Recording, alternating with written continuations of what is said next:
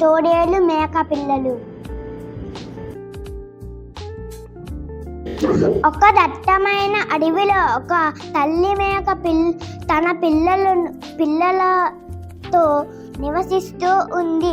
అది బయటికి వెళ్ళినప్పుడల్లా పిల్లలు తలుపు వేసుకొని లోపలే ఉండేవి. దగ్గరలో ఒక చెడ్డ తోడేలు ఉందని వాటికి తెలుసు. అవి జాగ్రత్తగా ఉండేవి. ఒకరోజు తల్లి మేక బయటికి వెళ్తూ పిల్లలకు జాగ్రత్తలు చెప్పింది.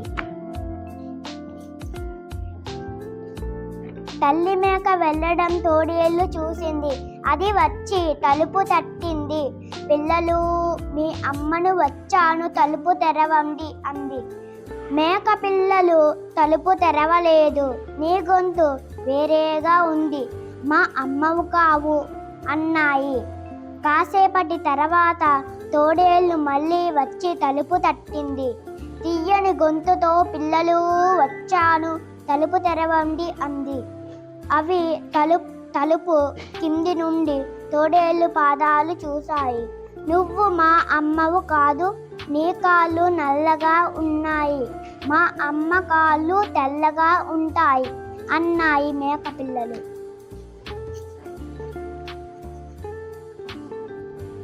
తోడేళ్ళు కాళ్ళ మీద తెల్లపిండి రాసుకుని మళ్ళీ వచ్చి తలుపు కొట్టింది.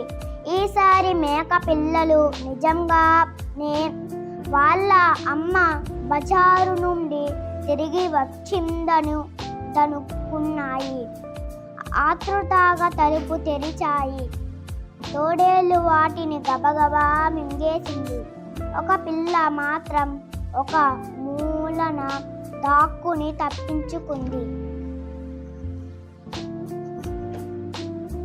తల్లి మేక రాగానే పిల్ల ఏడుస్తూ జరిగిందంతా చెప్పింది. మేక వెంటనే ఒక ఉపాయం ఆలోచించింది. ఒక కత్తెర, సూది, దారం తీసుకొని తోడేలును వెతుకుతూ పోయింది. నది ఒడ్డున తోడేలు గాఢ నిద్రలో ఉంది.